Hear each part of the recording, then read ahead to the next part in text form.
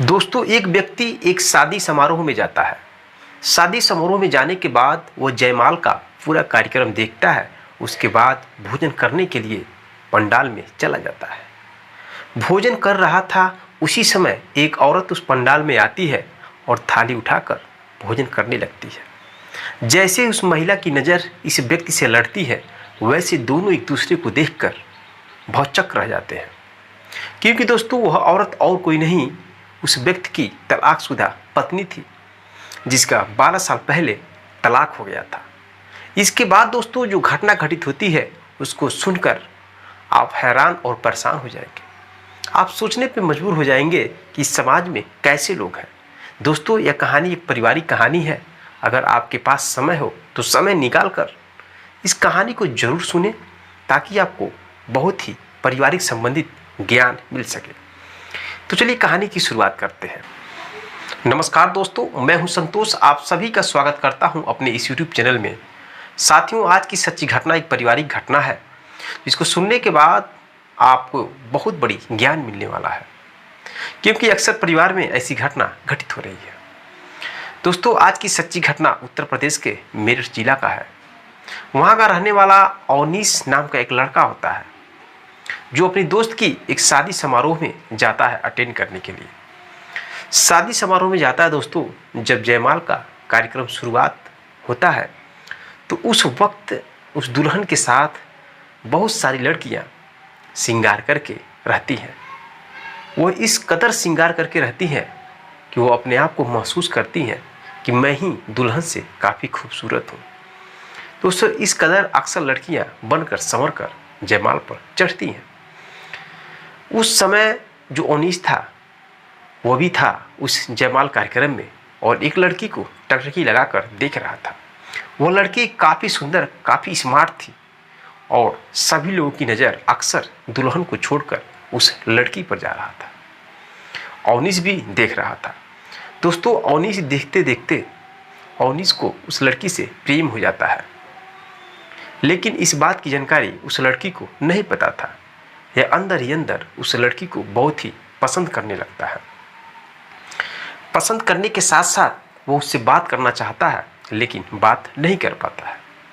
फिर दोस्तों वह अपने रिश्तेदार में जो लोग होते हैं, उनसे कहता है कि मैं इस लड़की से शादी करना चाहता हूँ। दोस्तों, उस लड़की का नाम जानवी था। जब उस लड़की के बारे में पता किया जाता है, तो अवनीश के दूर के रिश्तेदार में के ही वह लड़की निकल जाती है।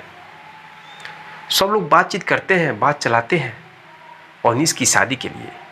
दोस्तों, अवनीश चूँकि सरकारी नौकरी कर रहा था, इस वजह से लोग अवनीश के बारे में उस लड़की से शादी कराने के लिए चर्चा करने लगते हैं। इस बात की जानकारी जब जानवी को होती है, तो वह मना कर देती है। वो कहती है कि मैं उस लड़के से शादी नहीं करूँगी, वो बहुत ही काला है। मेरे दोस्तों, लड़का थोड़ा सांवला था, लेकिन लड़की बहुत ही खूबसूरत थी। उसको अपनी सुंदरता पर बहुत ही घमंड था, इस वजह से वो मना करती है। लेकिन दोस्तों, उसके परिवार वाले लोग उस लड़की को समझाते हैं, देखो लड़का कुछ भी हो, सांवला हो, काला हो, उस पर मत जाओ। लड़का एक सरकारी नौकरी कर रहा है, और तुम्हारे पास पैसे होंगे, धन दौलत होंगे, तभी तुमको सब कुछ सुख शांति मिल पाएगा। सुंदरता हर चीज़ नहीं देखा जाता है। दोस्तों, बहुत समझाने के बाद वो लड़की मान जाती है, और दबाव में आकर अवनीश से शादी कर लेती है। शादी करने के बाद एक नई नवीली दुल्हन बनकर अवनीश के घर यानी कि अपनी ससुराल जाती है। वहाँ पर जाने के बाद दोस्तों, उसका रहने का जो रवैया है वो सही नहीं था। 2 महीने तक सही से रहती है। उसके बाद दोस्तों उसका चाल चलन, रहने का तरीका बिल्कुल ही बदल जाता है। अवनीश को पता था कि जानवी बहुत घमंडी लड़की है, और उसने मुझे रिजेक्ट किया था। वो जानता है, फिर भी दोस्तों किसी तरह से एडजस्ट करता है। जानवी अपने घर में अपनी मालिकाना चलाना चाहती थी। वह चाहती थी कि जो कुछ वह कहे उसका पति माने। जानवी के इशारों पर पति करने के लिए कोई भी काम तैयार नहीं रहता था, लेकिन जानवी अपनी उंगली पर अपने पति को नचाना चाहती है, लेकिन पति उसकी उंगली पर नहीं नाचता है। इसी बात को लेकर हमेशा लड़ाई झगड़े स्टार्ट रहते हैं। जानवी अपने सास ससुर का भी सेवा नहीं करती है, बात बात में लड़ाई झगड़ा और थोड़ी थोड़ी बातों पर झगड़ा करके अपने मायके चले जाना, फिर वहाँ पर 2-3 महीने रहना, फिर अपने ससुराल आना। इस तरह की प्रक्रिया दोस्तों उन दोनों के बीच चल रहा था। कई साल बीत जाते हैं और उन दोनों की 2 लड़कियां भी हो जाती हैं। फिर भी उन दोनों के बीच जो कि सामंजस्य स्थापित नहीं हो पाता है। पति बहुत ही परेशान हो जाता है। पत्नी हर एक बात पर उसे टार्चर करती थी, परेशान करती थी, बार बार कहती थी कि तुम काले हो, तुम सांवले हो, मैं कितनी खूबसूरत हूँ, लेकिन मेरा नसीब खराब था कि तुम जैसे काले से मेरी शादी हुई। दोस्तों यह बात सुनते सुनते वो पागल हो गया। उसका दिमाग काम नहीं कर रहा था, मैं क्या करूं। वो सोचने पे मजबूर था कि मेरी 2 बेटियां हैं, अगर मैं इसको छोड़ देता हूं तो मेरी बेटी का क्या हाल होगा। क्योंकि दोस्तों बेटियों का पालन पोषण एक माँ ही बहुत अच्छे से कर पाएगी, बाप नहीं कर पाता है। इस वजह से बहुत ही समझदारी से सोचते हुए अवनीश अपनी पत्नी को छोड़ता नहीं है। लेकिन दोस्तों एक दिन उन दोनों के बीच झगड़ा होता है और जो उसकी पत्नी है वह खुद कहती है कि मैं तुमसे तलाक चाहती हूँ। 2 बेटियां हैं, एक बेटी मैं लेती हूँ और एक बेटी तुम लोगे, लेकिन मैं तुम्हारे साथ अब नहीं रहूँगी। दोस्तों वह नाराज़ होकर चली जाती है अपने मायके और कोर्ट में तलाक की कागज़ दायर कर देती है। दोनों के बीच कोर्ट कचहरी स्टार्ट हो जाता है और मर्म मुकदमे स्टार्ट हो जाते हैं। लास्ट में विवश होकर दोस्तों जो उसका पति है अवनीश अपनी पत्नी को तलाक दे देता है। तलाक होने के बाद दोस्तों इधर जो उसकी पत्नी है जानवी, वह सोचती है कि मैं बहुत ही खूबसूरत हूँ और मुझसे कोई भी शादी कर लेगा। लेकिन दोस्तों कोई भी अगर शादी उसके लिए आता था करने के लिए तो वह कुंवारा लड़का नहीं आता था। कोई भी व्यक्ति आता था तो उसकी ऑलरेडी पहले से शादी हो चुकी थी, तलाक हो चुका था या तो बहुत अधिक उम्र का था, वही व्यक्ति लोग आते थे उससे शादी करने के लिए। लेकिन उसको अपनी सुंदरता पर घमंड था, इस वजह से वह किसी से शादी नहीं करती थी। इधर दोस्तों जो अवनीश है वो दूसरी शादी कर लेता है और शादी करने के बाद उसके बच्चे भी हो जाते हैं, एक लड़का और एक लड़की, और बहुत ही खुशीपूर्वक अपना ज़िंदगी व्यतीत कर रहा था। इधर मेरे दोस्तों जो जानवी है वह जानवी शादी नहीं कर पाती है, उसका एज और ज़्यादा धीरे धीरे होने लगता है। लास्ट में विवश होकर उसकी सुंदरता का जो घमंड है टूटने लगता है और वह एक आदमी से प्यार करती है और उससे शादी करने का भी प्रस्ताव रखती है।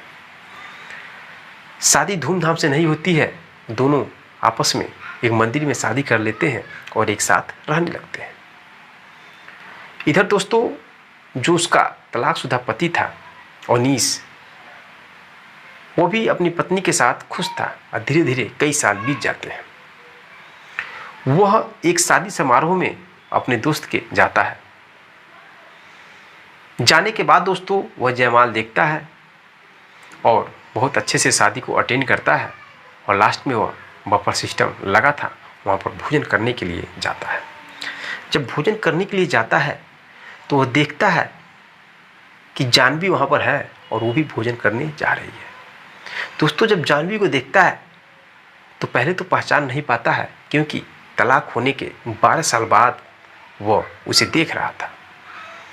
लेकिन बहुत ध्यान से देखता है तो पहचान जाता है, उसकी शरीर काफ़ी सूख गए थे, काफ़ी उसका शरीर ढल गया था, पहले जैसी सुंदरता अब नहीं थी। वह नज़दीक जाता है और जैसे ही दोस्तों जानवी देखती है उसे तो बिल्कुल पहचान जाती है और जब दोनों की नज़रें मिलती है तो मेरे दोस्तों जानवी फपक फपक कर रोने लगती है। उसके आंखों से आंसुओं के धार लकीर बनाते हुए जमीन पर गिरने लगते हैं। यह देख करके दोस्तों अवनीश कहता है कि तुम वही जानवी हो जिसने मुझसे शादी करने से इनकार कर दिया था और बहुत जोर जबरदस्ती करने के बाद तुमने मुझसे शादी किया, लेकिन तुमको अपनी सुंदरता पर बहुत घमंड था। तो तुम इस समय रो क्यों रही हो, क्या बात है। दोस्तों यह बात सुनकर के वह और तेजी से रोने लगती है।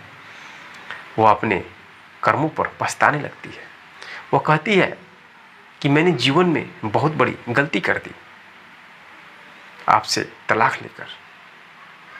मैं जिस लड़के से शादी की थी वह लड़का 1 साल के बाद मुझे छोड़ दिया और किसी और से शादी कर लिया। उसके बाद मुझे मालूम हुआ कि सुंदरता हर जगह नहीं अपनाना चाहिए। सुंदरता के बल पर हम अपने जीवन को आगे नहीं बढ़ा सकते। हमें एक अच्छे दोस्त की तलाश चाहिए, जैसा कि आप थे। लेकिन मुझे घमंड था कि मैं वो सुंदर हूँ और इस काले लड़के के साथ मैं नहीं रह पाऊंगी, मैं नहीं रह पाऊंगी। दोस्तों वह कहती है, मैं हाथ जोड़ के आपसे विनती करती हूँ कि आप मुझे फिर से अपना लीजिए, मैं आपके बिना नहीं रह सकती। यह बात उस शादी समारोह में बहुत तेजी से गूंज जाती है और उस वक्त दोनों के माँ बाप भी आए हुए थे। लेकिन दोस्तों जैसे उस लड़के को जानवी रिजेक्ट कर रही थी, उसी तरह से उस समय दोस्तों वो अवनीश भी कहता है कि मेरी ऑलरेडी शादी हो चुकी है और 2 बच्चे हो गए हैं, 12 साल का दिन बीत चुका है, मैं तुमसे शादी नहीं कर सकता, मैं तुमको अपने पास नहीं रख सकता। जानवी कहती है कि मैं आपकी पत्नी से बात करूंगी, अगर वह चाहेगी तो हम दोनों साथ एक बहन की तरह रह सकते हैं। लेकिन दोस्तों अवनीश कहता है, नहीं, ऐसा कभी नहीं हो सकता, मैं तुम्हें नहीं रह सकता। मैं एक बार धोखा खाऊंगा लेकिन दोबारा धोखा नहीं खाऊंगा। तुमने जैसा काम किया उसका फल तुम्हें मिल गया। कहा जाता है कि जो जैसा कर्म करता है उसको वैसा ही भगवान फल देते हैं। तुमने जैसा कर्म किया वैसा फल तुम्हें मिल चुका है और उसकी सज़ा तुम भुगत रही हो, मैं तुम्हें अपना नहीं सकता। दोस्तों अवनीश उसे नहीं अपनाता है और वहाँ से चला जाता है। तो दोस्तों यह रही सच्ची कहानी। क्या अवनीश ने सही किया या गलत किया, कमेंट बॉक्स में कमेंट जरूर कीजिएगा मेरे दोस्तों। मिलते हैं दोस्तों नेक्स्ट वीडियो नेक्स्ट कहानी के साथ। तब तक के लिए जय हिंद, जय भारत।